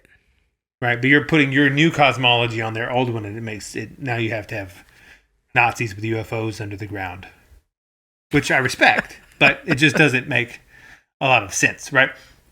So Warren got this idea from a map produced by Mercator, mm-hmm. the guy who made the Mercator projection of the map that we were all familiar with. Yep. Right? And he did a map, little known, of the North Pole at one time. Oh. A lot of people don't know he did this. Okay. And he allegedly went on an expedition there and had other people give him information from their things, and he composed a map of the North Pole. And at the North Pole, he drew a map, which you can look up, just Mercator's North Pole map. It is a piece of land at the North Pole with a mountain in the center, and 4 rivers coming off of it to the sea. What? Just as is described in Genesis, as the 4 rivers flow down from the holy paradise and water the world. When did Mercator write? Like 1535 or something like that. Okay, gotcha. 1500s. Okay. So, did he draw that map just taking inspiration from Scripture? And just draw a map, or did he go there? The claim is that he used this map from his own somewhat expeditions. Right? Whoa, okay. And the expeditions of other people. I mean, if it was during the medieval warm period, that could have been possible.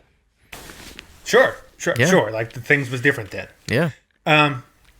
Now, it also has some, like in the Bible, you could maybe view it as the North Pole. Mm-hmm. Like in Psalm 48, he talks about the Mount Zion, which is the holy mountain of paradise, right? It says, Mount Zion on the sides of the north, city of the great king. Psalm 48 talks about it. Or in some translations, it says, instead of on the sides of the north, it says on the far north. Mm-hmm. So you could maybe read that there. Okay. Now, so there's a couple of questions, as you brought up. Like, one is the East problem. Yeah. And the other is like, but the Bible takes place in like Mesopotamia. Mm-hmm. Like the North Pole. Right. To the other, and there's also no land there. Mm-hmm. Right. There's a lot of people bring up a lot of problems with how this could be. Well, let me solve those problems by telling you about King Arthur. All right. Okay, so this sounds like a bit, but I'm going to wrap this all around and you're like, oh man. I'm just excited because I love King Arthur. But go ahead, dude. Okay, King Arthur. Well, King Arthur has a star in the sky. Are you familiar with this star? No, what is his star? Well, it is Polaris, the North Star. Oh, okay. In Anglo-Saxon and Germanic languages, mm-hmm. this star is called, let's see, how do you pronounce it? I think it's Arcturus. Yeah. You can still find in some places, which is just another word for Arthur. Mm-hmm. King Arthur, right? And so at some point, King Arthur, people debate whether he was a historical figure or he's based on a historical figure, but he also apparently, as we've said on the show before, everything is star magic. That's true. He seems to be a mythic and stellar figure, like a star figure. Okay. Because by it's the association of him with Polaris or Arcturus seems to have gone a long way back, and certainly by Sir Walter Scott's day, it had become firmly associated. Mm-hmm. In 1805, he wrote a work called Lay of the Last Minstrel, and he stated, "Arthur's slow wain his course doth roll in utter darkness round the pole. The northern bear lowers black and grim, Orion's studded belt is dim. Twinkling faint and distant far, shimmers through mist each planet star." So, of course, Arthur is the North Star. He's just kind of going around the sky. Right. Yeah. Right. And Arthur is the North Star. Arthur Arcturus is a part of the constellation, or the stellogram of the Little Dipper, which is part of the constellation of the Little Bear Ursa Minor, which is why he says the Northern Bear. Right. So this is also why Arthur was associated with a bear. The Bear King, a berserker, just means bear shirt. Uh-huh. What that means, right? And so, because the greatest warriors, or the most honored warriors in that culture, the king would give a bear skin to. Okay. He'd be a bear shirt. Right. Berserker, right? So it appears like in by Sir Walter Scott's time, he and others were firmly writing. Like there was another writer, William Sharp, at about the same time. Arcturus, that lovely lamp of the north, the glory of boots, which is another constellation. It's self-explanatory that they had, at this point from the 1800s, we're like, oh yeah, King Arthur is the North Star, which is not something you hear very much anymore. Yeah. And we don't know how far back that goes, but it seems to go back probably a long way. Now, this is why, how many knights did King Arthur have at the Round Table? I don't know. Traditionally, in most stories, 12. Okay. Right? North Star, middle. Mm-hmm. The 12 signs of the zodiac go around it, you see? Oh, okay. And the Round Table. Yeah. Uh-huh. Right? Everything is star magic. It all relates because as above, so below. That's a real thing. Okay. So the North, and he's the returning king, is this mythos, right? That he would then restore he'd sort of like when he returns, the idea in their mythology is that when Arthur would come back, he would sort of, and the Arthur legend appears to go back quite a ways. Mm-hmm. Perhaps longer than before he was called Arthur. Is that when he would come back, he would restore, sort of like he would restore paradise. Okay. Drive out all the evil, right? Mm-hmm. So Arthur is the North Star, and he has the 12 knights with the 12 signs of the zodiac going around him. And when he comes back, paradise, or the way to paradise, will be opened. This was a belief. Okay. Okay. Now. Okay. How many people did Jesus have with him? Yeah, he had 12. Yeah. He had 12, right? He had 12 disciples. And did you know that the Last Supper painting, mm-hmm. the one that's most famous by Da Vinci, yeah, is the aberration. In almost every other depiction of the Last Supper, they're seated at a round table. Oh. Right, and that's for the same symbolic reasons. One is that it was sort of this thing of like fraternal familiarity and like we're all together. Mm-hmm. And the other is that it was not associated with the North Star, Jesus, because this is a very important thing. Because the North Star, it's always in the north, right? Yeah. The North Star stands directly above the axis mundi. Mm-hmm. Like the axis of the Earth basically points directly at North Star. Yep. So anywhere you are that you can see it, if you look at it, that's the north. That's the direction that's north. Mm-hmm. So you can use that for navigation, right? And you would think, well, if it's that important, it must have been written about for a long time, right? But when do you think the first written anything we have about the North Star is? Oh, seafaring people?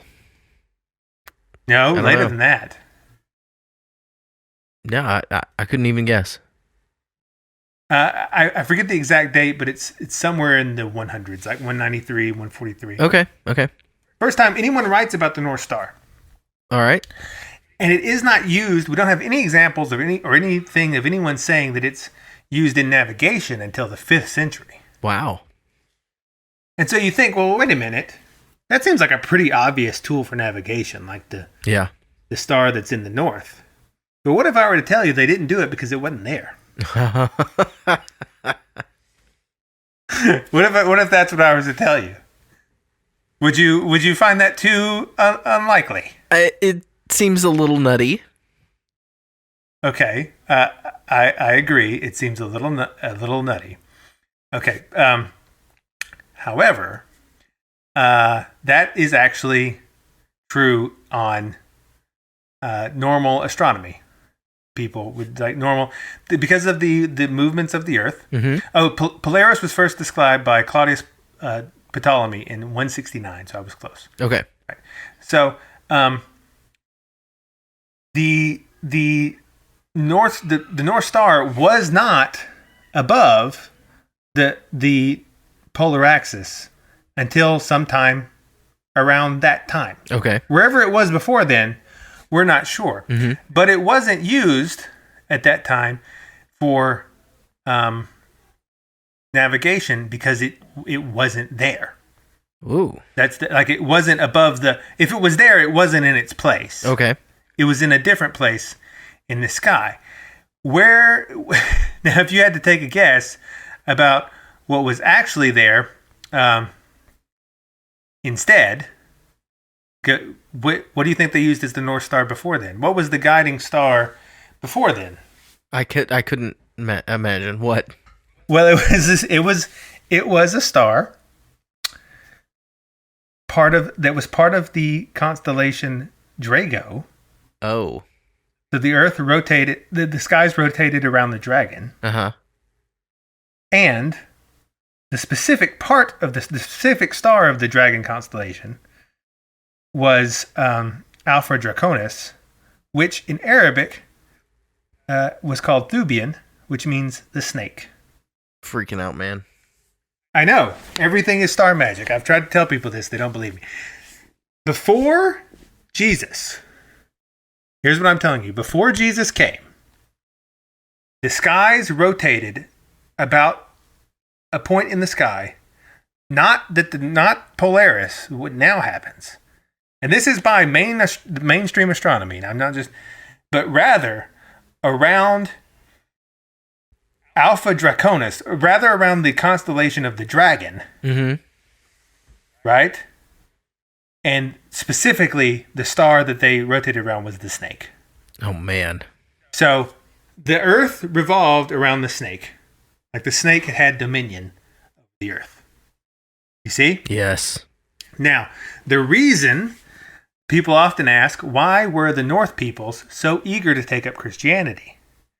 Because he fulfilled the Arthurian legend. He had the Round Table of 12, and after his period, the skies shifted, and Polaris was recentered over the Arthur star. Mm-hmm. Was recentered over the pole. So it became like the king, the returning king, the star of the returning king, was recentered or first centered over, became the North Star around which the entirety of the cosmos revolved. But I mean, are you saying with Jesus? My understanding of Arthurian legend is that it does not predate the days of Christ. Yes, a lot of people think, but that's what I said. It appears to go back quite a ways before it was even maybe called Arthur. Okay, all right. Right. So there were like predecessor legends in Europe. Yeah. Okay. Like Arthur is building on something that's quite ancient. And so what appears to have happened is that there was a shift in the heavens, a literal shift in the heavens. Wow.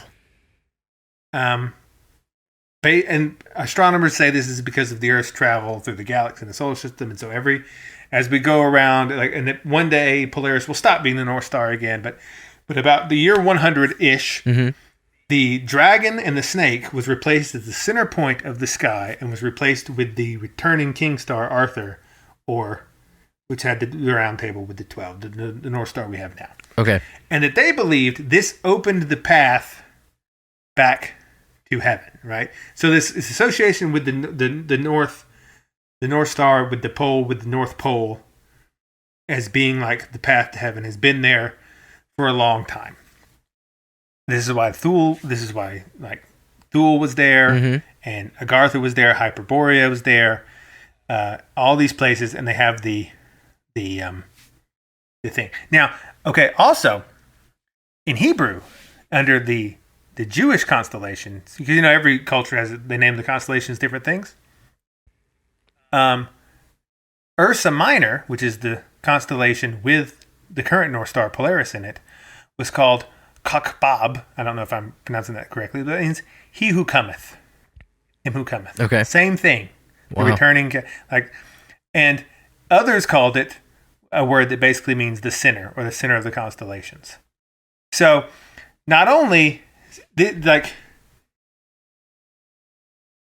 basically the picture that is being given is that actually Jesus did something on a cosmic scale that realigns the heavens with Earth, to the center point of Earth, away from the dragon, to himself. Wow. Right? And this actually did happen. There was a shift in the heavens. You can look this up if you don't believe me. Used to, the North Star was in a constellation Drago, and it was the one they called the snake, and now it is not. It is a different one. Okay. So, but people then say, they bring up these problems, like you said, so in the Bible, when Adam and Eve sin and they're cast out of the garden, God sets an angel at the east to prevent them from coming back in. Okay. Yeah. Right. And as you said, you can't get you can only get to the North Pole by going north. But again, all these problems are because we think that we have a globe. Okay. Once you get rid of that, they all solve themselves. Okay. Because, so, in Mesopotamian culture, the east sort of served the same purpose as the north. So, like in our culture, our maps, we orient it with north at the top. Yep. Like Google Maps, if you center it, north will be at the top. If you were doing it, if ancient Babylon had Google Maps, east would be at the top. Yep. Okay. But east is defined as wherever the sun rises. Now, if you're at the North Pole, where does the sun rise? Everywhere. Yeah. Because it just goes in a circle for the whole day. Right. Like for the whole year. It rises. So when you set it, if you're at the North Pole, and from the perspective of the North Pole, if you set an angel at the east, you're just setting it at the periphery. Oh. Because other people are like, well, why didn't they just sneak back in from the west side? Because you can't, because the whole thing is east. Okay. Because if you're in the middle, the sun's going around. Okay. And it's all east. I see what you're saying. Yeah. Right? That's also why people thought it was a holy place, because it was eternity. Like the days never stopped. Right. Yeah. Like once, it's like once, like the day lasted forever. It's like the sun rises and sets the North Pole once a year. It's like one, and that's why they would say things like, for him a day is 1,000 years for them, because it's, as you see what time isn't measured the same way up there because of the movement of the sun. Time isn't measured the same way, and you even can't do it now under our understanding, because all of the time zones meet into one place. Yeah, it's every time zone and no time zone. Right. It's very difficult. Like what time is it now? I don't know. I'm at the North Pole. Yeah, I've never thought about that. That's interesting. Yeah. Yeah, it's very hard to say what time it is. Now, you've got a couple other problems. So I think that he takes care of the where is east issue. But people would say, okay, yeah, but it's still, there's no land there. Right? And they're like, well, but if that's what happened, and why is it underwater? If it's okay, again, in ancient cosmology, the idea was that you lived in basically a giant bowl. Like there's this like that there was the universe was sort of this bubble Yep. created in the midst of eternal, infinite waters. Mm-hmm. Waters above, the waters below. And they created this God created this bubble, or the gods, depending on your culture. And there was the earth, and it was like this bowl-shaped thing, and it connected at the edges with pillars, or maybe something else, like trees of the world, which would hold up the firmament, which was a big dome over it. Yep. And that was the way the world worked. The world, interestingly, this also solves a lot of problems. When they used the word world, they didn't mean a globe. They didn't have a concept of a globe. Yeah. World meant something like realm. Because this is why when people came to the Americas, they called it a new world. Right. Yeah. They didn't say it was a because they had this vision of like, oh, this is a new world. It's a new realm. Right? Like we had the old one, but then there's a new one. Yeah. And so that's like the language. So when it says in, say, Genesis that the world was flooded, it could very well mean that realm. The realm. Okay. Right? Yeah. Of the North Pole, which is now still underwater. And people were driven out from there, and now we reside on the peripheries. This was their idea. Now we've been driven out of the center. Right. And now we live on the periphery. This is why it makes that weird statement in Revelations at the end, when they go back, paradise is regained, and there's the tree is growing again in the center. It says, and there was no more sea. Oh. You see, because the sea goes away, because right now it's still underwater. And that's what they thought. Yeah. You see? Mm-hmm. It all makes sense when you adopt their cosmology, what they're talking about. This is why there's no more sea. It doesn't mean like the Pacific Ocean isn't there anymore. It means the Arctic Ocean covering the Garden of Eden is gone. Okay. Wow. Right? Okay. And so, right? Okay. So, now I thought when I was going through this and I had this idea, this is what I'll be like, that sounds crazy. But if it's true, there would be a mountain under the water. Mm-hmm. And then I said, I bet there's a mountain under the North Pole, isn't there? And I looked it up, and of course there is. There's a mountain directly under the center of the North Pole, like a mountain range in the water. It's called the Lomonosov Ridge, because it was discovered by some Russians in the 40s, and it connects basically Greenland to Russia. It's a ridge of mountains, and the tallest one is right in directly under the North Pole. No. Right. And on top of that, now I don't know about this one, but this is a bit they're doing. It's currently hotly contested because the Arctic Sea is a political issue. Yeah, yeah. Russia wants to control it. The Swedish country, like the Norwegian countries do. Canada wants to have rights over it. And Greenland does, and so people have used this ridge as like, oh, well, that's an extension of our continent, so it belongs to us, see? But then they figured out, oh, it actually connects to Greenland and Russia. That's a bit of a thing, but definitely not Canada, so screw you. But so they've been trying to measure exactly where it is for a while to figure out, like, well, who can make a better claim on the North Sea based on this ridge of mountains under the water. And what they do is they would drag up samples of rock, to test them against their sonar and whatnot.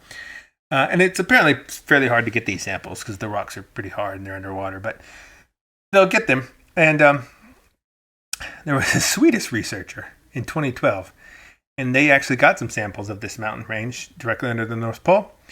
And I'm not making this up. I'm reading this from the article. It just struck me as insane because but keep in mind, I've been on this journey thinking about like, oh, I bet there's a mountain under the Pole. Right. That's where Yggdrasil would be. Obviously, that's the tree of life. Been doing all this stuff. And then I come across this paragraph, right?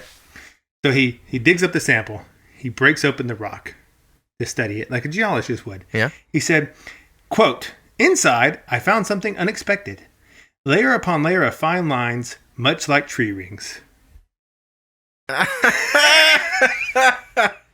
And I went, that can't be real. That can't be real. That's not what it is. But so,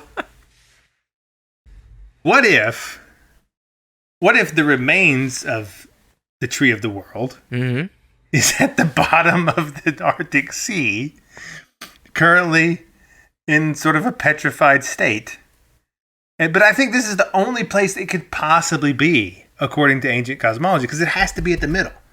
There's no other, you can't have it offset. Yeah. And everything else lines up perfectly. That's why the east thing, you set it at the east, set a guard at the east. Where's the east? That just means the periphery, because it's where the sun comes up, and the sun comes up everywhere there. Yeah. And it's why a day is a year and a year is, it's the same. It all makes sense there. Mm-hmm. That's why Atlantis also is flooded. It's the flooded thing, right? And that's also why people are like, well, it also explains how they got to the Middle East, because they used to be there, but there was a flood. They rode an ark a long way, and they landed somewhere else. Yeah. And then the story takes over there. Right. Right? And now this is also maybe why people live less long after that, because something has gone wrong with the sun, and like we're in a different place. Maybe there's more radiation. Who knows what it is? Sure. Yeah. But you're in a totally different environment now. Yep. Compared to where you were. And also, according to mainstream science, if you dig down in the layers of the North Pole, and you think this couldn't be because this is the North Pole, but they say no. If you dig down the layers, used to it was a tropical zone. Wow. That's what it used to. It was a tropical zone. Wow. So, listeners, I think this all makes, in a weird way, a lot of sense, and it is the most reasonable thing I think that there could be. So, there it is again. Did you hear that? No, I didn't. It's like a whining sound. It's like, I don't know. It's something interfering. Something's interfering with my astrolocator. Are you picking up anything? There it is again. Wait, what are you talking about? The noise? That whining sound. It's like, I don't know. It's like something is interfering with my astrolocator. Are you picking up any pings? Nah, man. Everything looks good on my end. Weird. I wonder if our listeners can hear it. It's like, I don't know. Do me a favor real quick and check the firewalls. I can't imagine anything would be wrong with them. Yeah, okay, I'll check it out. No, I mean, yeah, everything looks fine. Okay.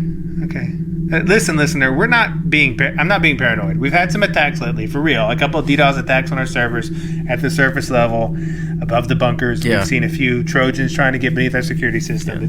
It's been an issue.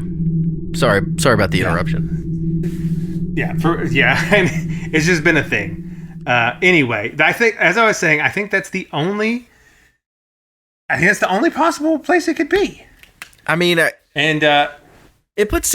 I was thinking, if you go full like flat Earth, the South Pole, the opposite of the Garden of Eden, becomes the outer darkness. Exactly. Yeah, and it just kind of clicked in my brain. And I'm not saying I'm flat Earth, but I'm saying there is there's a not yet. There's a coherence to your concept here that I will acknowledge. This is the thing. It doesn't. Everything that they talk about, not only in the Bible but all ancient cosmologies, doesn't make any sense if you try to slap it onto a globe. But it all makes sense instantly when you're like, oh, right, they were doing a flat Earth thing, right? And then it's like, oh, of course, even the idea of firmament. Mm-hmm. Like, people talk about the firmament. That to them that meant basically a solid thing. Yeah. That was holding the sky up. Right. And you think that sounds crazy, but that's actually, anthropologists will call that a universal human belief. Mm-hmm. Absent being taught otherwise as a child. Yeah. Apparently, the sky just looks so much like a solid thing that every single ancient culture said, oh yeah, it's a solid thing. Like, everyone. Yeah. And so I think that you would, they also, interestingly, all said that the moon was just a light. None of them said it was a rock. Now, I look at the moon with a telescope, and it does look like a rock. Mm-hmm. I'm not saying it doesn't look like a rock. I am saying it's a bit suspicious that when it's full, the whole thing is illuminated equally. Mm-hmm. Like, if it's a sphere, and you shine a light on a sphere, the point of the sphere closest to you has a hot spot on it, and the parts falling away from you because they're curving around, more shadowed. Yeah. And I've tried this with every sphere imaginable, and I can't get a sphere to be at any distance to look illuminated equally. That seems strange. Sure. I'm not saying. Look, this is a show we're agnostic about the state of the moon, and I'm behind it right now. So, even up close to you, it's hard to tell what's going on. I understand, like, down on Earth that it's a problem. But I'm just saying, if you don't understand these things that these ancient people were talking about, it's because you're not using the same cosmology. Sure. And once you do, like, the whole thing of, like, what does it mean there's no more sea anywhere? It perfectly clicks into place. You're like, oh, right, because the Garden of Eden is currently underwater. Right. Because it's the North Pole. And then it wouldn't be a sea. And world doesn't mean globe, it means realm, because that's why the whole world can be underwater. And then there's still, like, Nephilim that live around, and they have to get rid of them somehow. Because you're like, how did that happen? Well, they were on the outskirts of the rim of the world. Like, it all makes sense now. Yeah. When you have that frame, instead of people being like, well, if there was a global flood, then why well, they didn't say global flood, it said the whole world. World doesn't mean globe to them. Globe is a term you made up. Right. They didn't have any idea of a globe. Right? Yeah. And so all these things, they just snap into place. And I don't know. That's just what I'm telling you. I think we may have said too much. Maybe. I mean, these things can get dangerous, but... Warning, warning. Incoming threat detected. Orbital lasers activated. What the heck, Sumo, are you seeing this? Jesuits. I'm picking up 10 of them on my 6. Hold on. How did they even find you? I thought you were still broadcasting from orbit. I am. NASA must have picked me up on one of their satelloons. Hold on. Can you send out a scrambling EMF? Yeah, give me 1 second. 456 gigahertz? No, that's too low for Model XBs. Their shields are too strong. Shift to 880. Reverse the phase. I got it. Sending. Woohoo! Take that, you bastards. Another one, 3 o'clock. I see him. Another 7. Over there at 4. 2 at 8 o'clock. Sumo, there's too many. You're surrounded. You gotta get out of there. I'm trying. I'm hit. Warning. Shields critical. Reverting power. I can't jump to warp. They've got temporal pulsars. I've never seen them use this many. They're insane. Do they know what could happen with that much time distortion near a massive gravity sink? I don't think they care. We've said too much, man. I told you. We shouldn't have revealed the location of Eden. It's too much. They wouldn't let that slide. We had to. The people had a right to know. Intruder alert. Caldera perimeter breached. Intruder alert.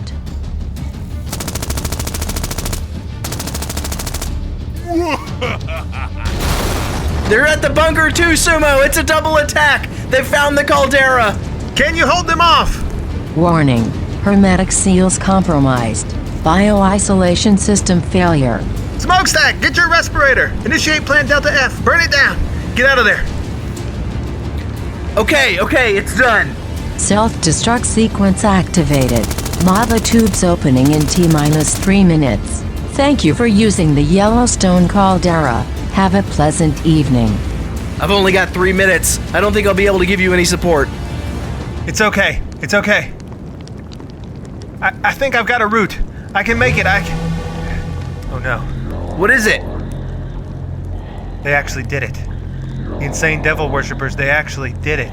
What is it, Sumo? They just turned on all the pulsars at once, right beside the moon. I guess you were right. They really didn't want this information to leak. Better reign in hell than serve in heaven, I suppose. There's just gotta be some... We can't just... T-2 minutes. There's nothing we can do. It's out of our hands. Warning. Shields down. Hull compromised. So, it's over? The Illuminati win? I didn't say that. Warning. Ship integrity failing. Our listeners have the knowledge now. It's up to them. They'll have to find us. Another place. Another time. Sumo!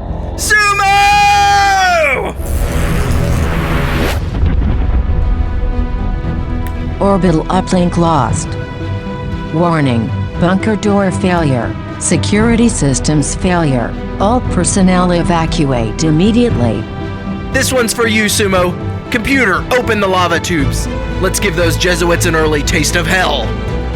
Personnel evacuation incomplete. Confirm lava tube opening. bunker will be flooded with lava. Confirm. Lava tubes opening. I hope our listeners got the message. Find us, guys, before it's too late.